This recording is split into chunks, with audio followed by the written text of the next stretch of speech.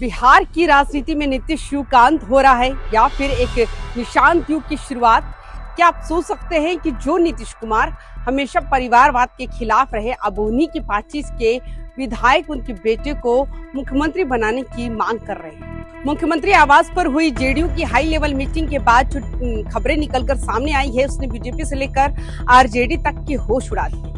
एक तरफ नीतीश कुमार के राज्यसभा जाने की चर्चा है, तो दूसरी तरफ उनके बेटे निशांत कुमार को सीधे मुख्यमंत्री की कुर्सी पर बैठाने का दांव खेला जा रहा है। आखिर बेनीपुर के विधायक विनय चौधरी ने ऐसा क्या कह दिया कि एनडीए गठबंधन में खलबली मच गई? क्या वाकई निशांत कुमार जेडीयू में शामिल हो जाएंगे? आज के रिपोर्ट में हम बिहार के इस नई सियासी पटकथा को एक एक कर पन्ना खोलेंगे, तो वीडियो को अंत तक जरूर देखिएगा क्योंकि ये खबर बिहार का भविष्य बदलने वाली है।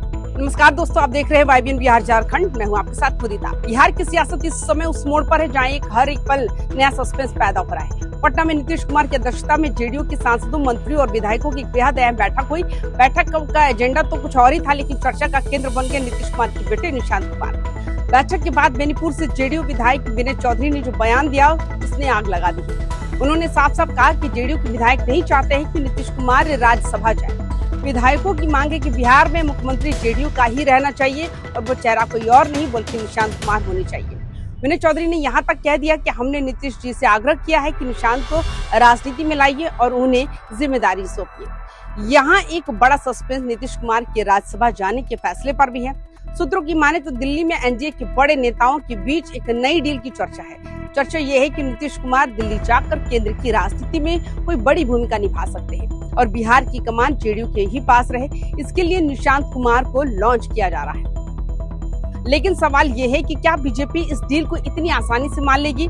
जेडीयू विधायकों की नाराजगी इस बात को लेकर है कि अगर नीतीश कुमार दिल्ली जाते हैं तो बिहार में पार्टी कमजोर पड़ सकती है। इसलिए निशांत कार्ड खेलकर जेडीयू ने अपनी किलाबंदी मजबूत कर दी है ताकि मुख्यमंत्री का पद उनके हाथ से ना फिसले। दोस्तों, ये बात तो सिर्फ एक विधायक की मांग तक सीमित नहीं है। खबर तो ये है कि जेडीयू की कार्यकारी अध्यक्ष संजय झा ने संकेत दे दिए हैं कि निशांत कुमार औपचारिक रूप से जेडीयू की सदस्यता ले सकते हैं। यानी जिस निशांत कार्ड की चर्चा सालों से दबी जुबान में होती थी, अब वो खुलकर सामने आ गया है। विधायक विनय चौधरी ने मीडिया से बातचीत में कहा है कि नीतीश कुमार के चेहरे पर एनडीए को प्रचंड बहुमत मिला है, इसलिए मुख्यमंत्री की कुर्सी पर हक भी जेडीयू का ही है। हालांकि जब बैठक में निशांत को राजनीति में लाने की बात हुई तो नीतीश कुमार ने चुप्पी साधे रखी, लेकिन उन्होंने ये जरूर कहा, चिंता मत करिए, मैं सब देखता रहूंगा। बैठक के बाद जेडीयू के मुख्य प्रवक्ता नीरज कुमार ने भी इस पर मुहर लगा दी है।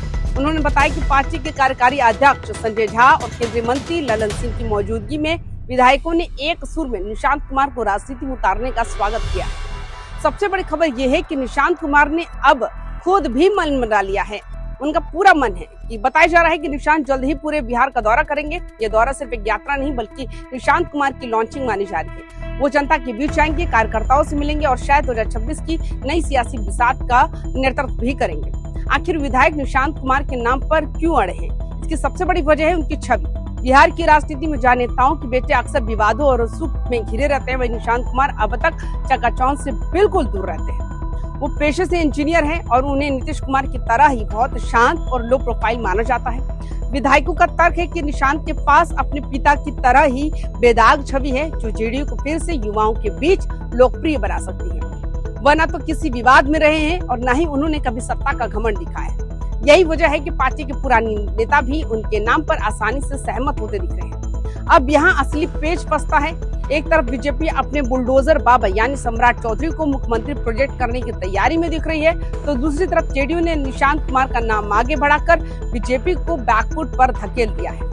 क्या बीजेपी के ऐसे चेहरे को स्वीकार करेगी जो कल तक राजनीति में सक्रिय भी नहीं था, या फिर नीतीश कुमार ने ये दांव इसलिए चला है कि ताकि जेडीयू के भीतर बची भगदड़ को रोका जा सके और पार्टी की कमान अपने परिवार के पास सुरक्षित रखी जा सके?